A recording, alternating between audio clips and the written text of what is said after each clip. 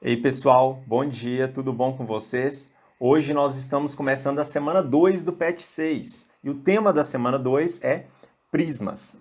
Então aqui está a definição de prismas que estava lá no PET, eu vou ler aqui, mas eu já adianto, eu particularmente não gosto dessas definições matemáticas. Eu acho muito mais fácil de entender essas definições quando nós pegamos algum exemplo, algo assim do tipo. Então, olha, prismas são poliedros nos quais duas faces poligonais, chamadas de bases, são congruentes e se situam em planos paralelos. E as demais faces, chamadas de faces laterais, são paralelogramas. De uma forma mais simplificada, então, olha, prismas são todas essas figuras aqui, que eu já deixei listada para vocês. Então, não são essas, só essas, né? Existem outras, mas essas aqui eu acho que são as mais recorrentes mesmo. E nós temos então um prisma triangular. Por que esse aqui é um prisma triangular? Porque repara que na base dele, olha, a base, ele é um triângulo. Então, ele tem um triângulo. No caso do prisma de base quadrangular, ou um prisma quadrangular, ele tem um quadrado como base. No caso aqui do prisma pentagonal, ele tem um pentágono. No prisma hexagonal tem um hexágono. Então, dá para ver que, né, que os nomes que os prismas recebem, eles são nomes bem criativos.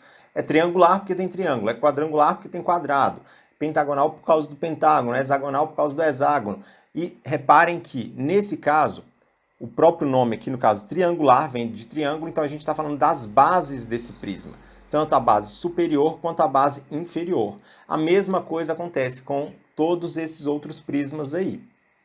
E reparem o seguinte, que as faces laterais, aqui a definição falou que são paralelogramos. De uma forma mais simplificada, a gente pode falar que na maioria dos casos são retângulos. Então, olha, repara aqui que no caso do prisma hexagonal, a nossa face aqui, ela é um retângulo. No caso do prisma pentagonal, nós temos aqui também um retângulo. No caso do prisma quadrangular, aqui também nós temos, olha, a face aqui, um retângulo. Então, todas as nossas faces aqui vão ser, na maioria delas, retangulares. Em alguns casos elas vão ser quadrangulares, mas aqui não vem ao caso. O prisma, ele pode ser classificado ainda como prisma reto, quando as arestas laterais são perpendiculares aos planos das bases, ou ainda como prisma oblíquo, quando as arestas laterais não são perpendiculares aos planos das bases. Para a gente entender um pouquinho melhor isso aqui, então, olha, é o seguinte, se as nossas bases aqui, né, elas formam um ângulo de 90 graus, tanto na parte de baixo quanto na parte de cima com as faces laterais, isso então é um prisma reto. Ou seja, se são perpendiculares, formam um ângulo de 90 graus, né? Já o prisma oblíquo, ele não vai formar um ângulo de 90 graus, ou seja, as nossas bases, tanto as bases inferiores quanto as bases inferiores em relação às faces laterais, não vão formar ângulos de 90 graus, ou seja, não vão ser perpendiculares. Ok, vamos para a próxima então. Agora nós temos diagonal de um prisma. A diagonal de um prisma reto, retangular, é todo segmento cuja extremidades são vértices desse paralelepípedo que não pertencem à mesma face. Para esses casos aqui, a partir de agora, nós vamos utilizar somente esse prisma reto aqui, ou seja, é um prisma reto retangular, tá? É um paralelepípedo. A gente pode também utilizar como nome, ao invés de ficar falando prisma reto retangular, vamos utilizar o nome paralelepípedo aqui. E para isso, nós temos então, no caso da nossa diagonal do prisma reto retangular, se nós temos aqui as seguintes dimensões: o comprimento medindo A, a largura medindo B e a altura medindo C, a gente pode identificar, no caso então, a nossa diagonal como D maiúsculo, sendo a medida de um extremo desse nosso prisma até outro extremo. No caso aqui, se fosse simplesmente uma figura, né, de dois lados, uma figura plana, no caso aqui, a nossa diagonal é quando a gente realmente traça um segmento de pular um vértice, no caso, né? Pegando vértices opostos aqui, nós temos aqui, no caso, a diagonal. Quando a gente está falando de sólidos geométricos, a nossa diagonal vai ser dada dessa forma. E ainda para a gente calcular, no caso, a diagonal desse paralelepípedo ou desse prisma reto retangular, nós temos aqui o seguinte, onde D vai ser a nossa diagonal, vai ser a raiz quadrada de A ao quadrado, sendo uma das medidas, né, mais B ao quadrado, sendo outra das medidas, e ainda sendo c ao quadrado. Calculo isso aqui e acho o valor da diagonal desse meu paralelepípedo.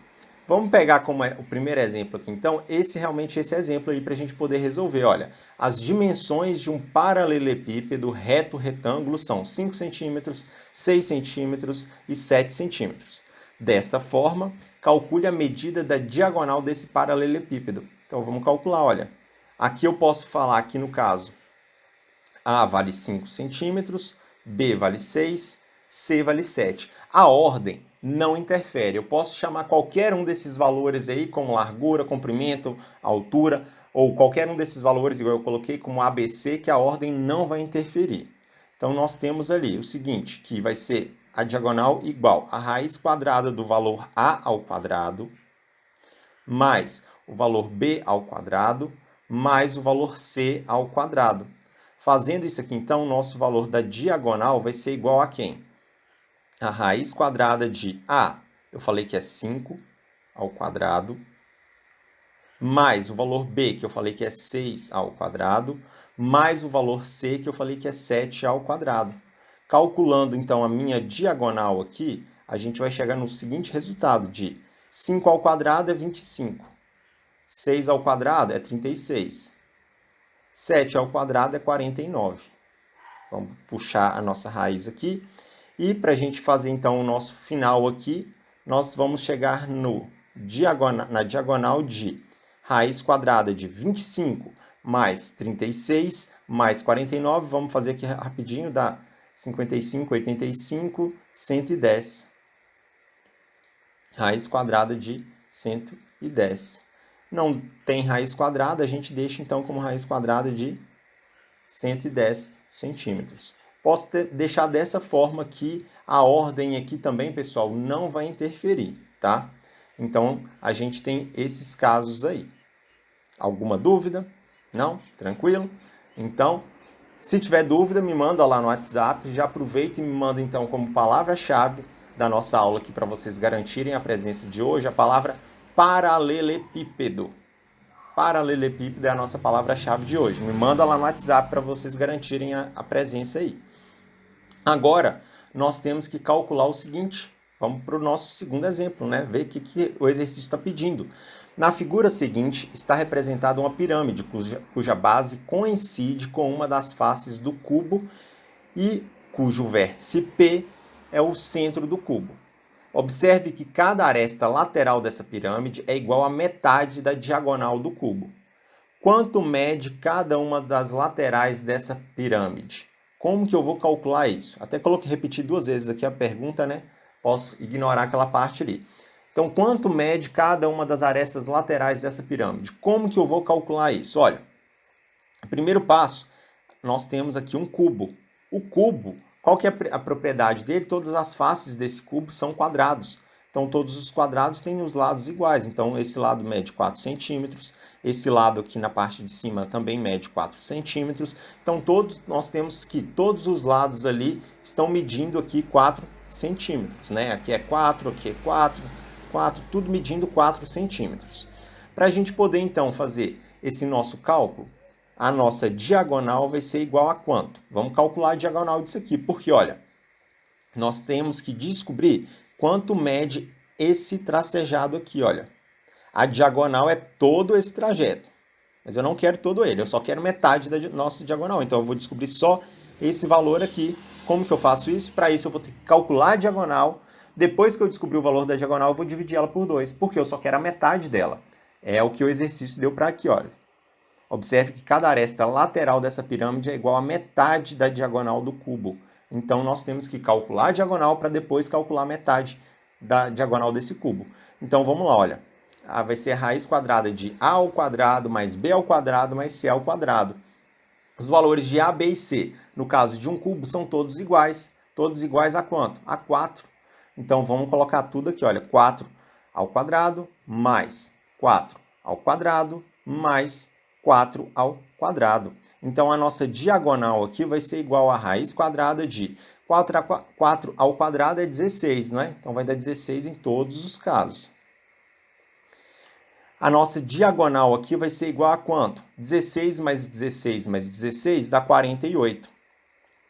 Ah, então eu posso deixar, a diagonal é 48 centímetros, raiz quadrada de 48. Não, aí é que tá. Olha só as nossas respostas. Por mais que 48 não tenha uma raiz exata, nós conseguimos fatorar o 48. Então vamos ter que fatorar aqui, vamos lá pegar o 48, vamos escrever aqui de lado, e vamos fatorar ele para a gente poder realmente reduzir essa nossa raiz aqui o máximo possível.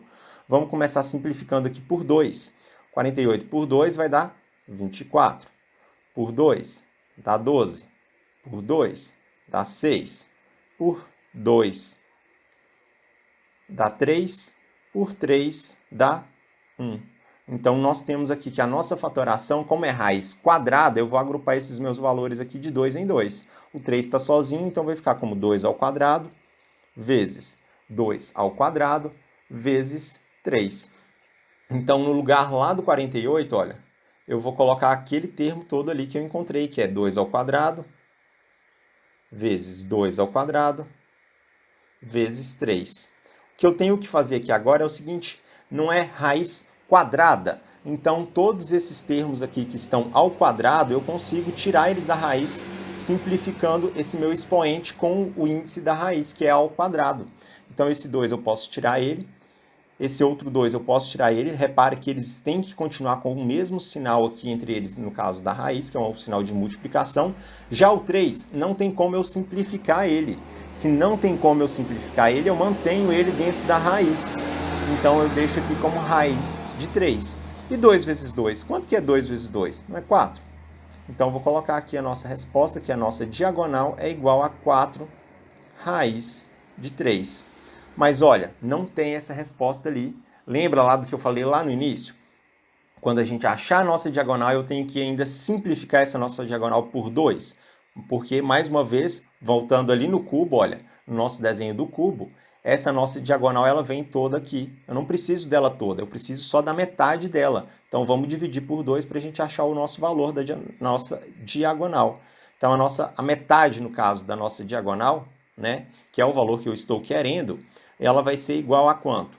4 dividido por 2 dá 2. O raiz de 3, eu só mantenho ele. Então, a nossa resposta é 2 raiz de 3 centímetros, que deu aqui a alternativa C. Então, a gente conseguiu calcular esse nosso segundo exemplo dessa forma aí. Beleza? E o nosso terceiro e último exemplo de hoje é o seguinte. Um paralelepípedo reto retângulo tem diagonal medindo raiz quadrada de 14 centímetros. Determine as medidas das 3 arestas, sabendo que são números inteiros consecutivos. Olha, ele não deu para a gente nenhum valor. E como que eu vou calcular, então, se eu não tenho nenhum valor? O único valor que eu tenho, né? Deu nenhum valor? Não, eu tenho um valor. Eu tenho o valor da diagonal, que é raiz quadrada de 14.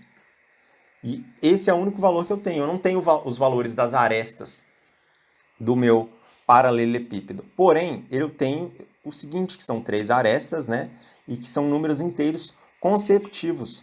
Vamos só para pensar aqui rapidinho, olha, números inteiros consecutivos, o que são? São 20, 21 e 22, é um exemplo? É. 20, 21 e 22 são 3 números inteiros e eles são consecutivos. A gente pode pensar em outra sequência de números consecutivos?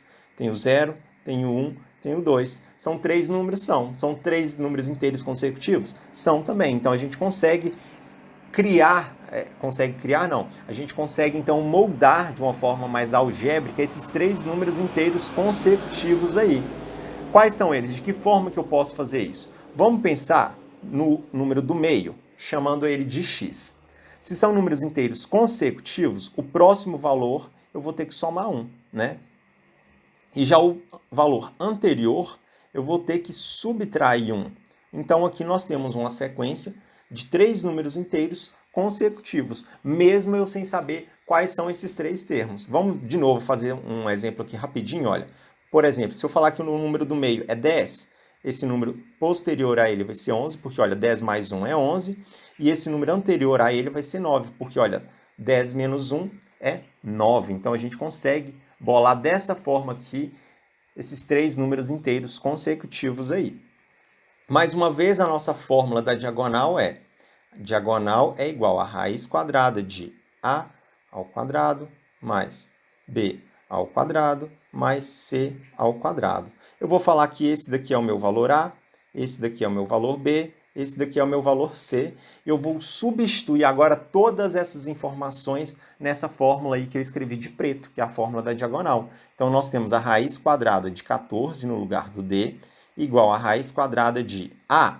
A é o valor x menos 1, que está ao quadrado, mais B. B é o valor do x ao quadrado, mais o valor de C, que é x mais 1 ao quadrado. Nós sabemos aqui o seguinte, que se eu for resolver, então, esse meu trinômio quadrado perfeito, o que vai dar? Vai dar um resultado de trinômio quadrado perfeito, não é mesmo? Então, nós temos aqui a raiz quadrada de 14 igual a raiz quadrada de x ao quadrado menos 1 ao quadrado, x menos 1 ao quadrado é quadrado do primeiro termo menos 2 vezes o primeiro vezes o segundo, ou seja, dá 2x, mais o quadrado do segundo termo, que é 1. Isso mais x ao quadrado é x ao quadrado, não tem o que fazer aqui. Mais, de novo, quadrado do primeiro mais 2 vezes o primeiro vezes o segundo, que dá 2x, mais o quadrado do segundo. Vamos fazer o seguinte, vamos tirar essas raízes fora, elevando todos os meus dois termos daqui, tanto o primeiro quanto o segundo termo aqui, ao quadrado. Por quê? Elevando ao quadrado eu corto, olha. Só para cancelar essa raiz, para realmente a gente conseguir resolver de uma forma mais simples isso aqui, olha. Então, nós temos 14 igual x, os termos agora semelhantes, olha, x e x, dá um total de 3x ao quadrado. Esse 2x negativo com 2x positivo dá 0. 1 mais 1 dá 2. Vamos pegar esse 2 e passar ele para o lado de cá da igualdade. Então, nós temos aqui 14 menos 2 igual a 3x ao quadrado. 14 menos 2 é 12, não é? Igual a 3x ao quadrado. 3, vamos pegar esse 3 e passar ele dividindo. Vai dar 12 dividido por 3, igual a x ao quadrado. 12 dividido por 3 é 4, igual a x ao quadrado. Vamos pegar esse quadrado e passar para o outro lado da igualdade. Nós vamos chegar no valor de x igual a raiz quadrada de 4. Só organizando aqui a nossa equação. O quadrado eu já sabia que passava em forma de raiz. E nós temos agora a raiz quadrada de 4 é quanto? É 2. Ela pode ser positiva ou pode ser negativa, mas espera aí, eu não estou falando de medida do lado da medida do paralelepípedo. Como que eu posso ter uma medida negativa? Então, logicamente, essa é uma medida positiva. Então, o nosso valor x ali é 2 centímetros. Se eu sei que o meu valor x, né, é o nosso valor central, então quais têm que ser os nossos valores? O meu primeiro valor ali, ele tem que ser x menos 1, ou seja, tem que ser anterior ao 2. Então é 1. Já o do meio é o valor x que nós descobrimos que é o 2. E o valor posterior a ele tem que ser o valor x mais 1, ou seja, que é o 2 mais 1, que são 3. Então, os nossos três valores aqui em centímetros são os valores 1, 2 e 3. Então, assim, dessa forma, a gente consegue, então, terminar a nossa resolução desse exercício aí. Espero, pessoal, que tenha ficado claro a resolução desses três exercícios. Espero que, né, tenham entendido. Mais uma vez, se não deu para entender, me manda mensagem lá no WhatsApp que eu tiro a dúvida de vocês. No mais, a gente se vê na semana que vem. Bons estudos e até a próxima, pessoal. Tchau!